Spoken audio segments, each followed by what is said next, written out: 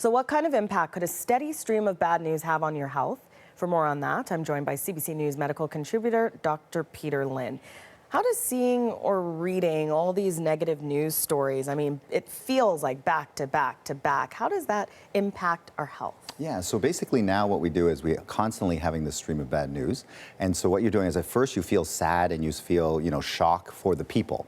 And then very quickly you turn to yourself, right? Because that's sort of a survival instinct. Would this happen to me? July 1st just passed, we were at the fireworks, could that have happened, et cetera, et cetera. So now you sort of internalize this thing and now all of a sudden you're thinking, could it have happened to me? Now that's normal, it's not being selfish, it's just basically survival. And that's why we tend to pick bad news. They did a study where they said you could pick whatever news you want to read. Most people pick the bad news because the good news isn't going to kill you, but the bad news, if you know about it, maybe that'll be a good survival instinct. And so that's why they're doing this thing, and that's why we continue on. Now, psychologically, it'll make you anxious. It might make you depressed if you're prone in that direction.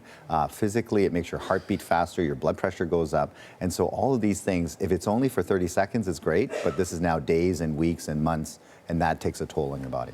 And it sounds like it can be a vicious cycle. Are there people who are more vulnerable?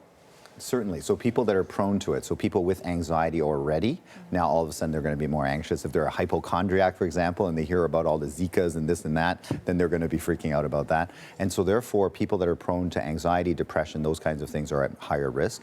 If you have heart conditions and you see shocking news about your home country, for example, that could get your blood pressure up. So people with pre-existing situations may make it worse in the situation. Are there certain stories that affect some people more than others? Yeah, that's interesting. That depends on you. What pushes your buttons, for example.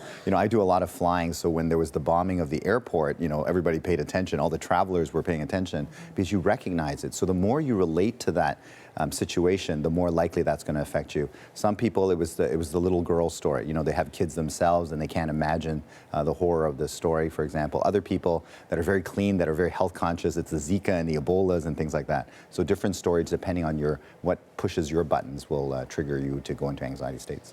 Are we seeing changes as well with the popularity of social media and what you can access on there? I mean, when you look at that video of the police shooting of Philando Castile, I mean, it was raw and it was very, very graphic. How does that play out when it comes to your mental health? I mean, in the dark days when information came by teletext, right? You would just get a little word that says, attack in Nice, for example, and that would be it. Whereas now you're actually seeing it live. It's actually almost like you're there. And that's the problem, is because your brain really can't separate out that this is on TV or on radio or whatever. You're actually there with all of this media. And so all of a sudden, we have these things called mirroring neurons. So mirroring brain cells are what, when you smile, I smile, that kind of thing. Right. So I can sort of mimic you, but I can also feel what you're feeling.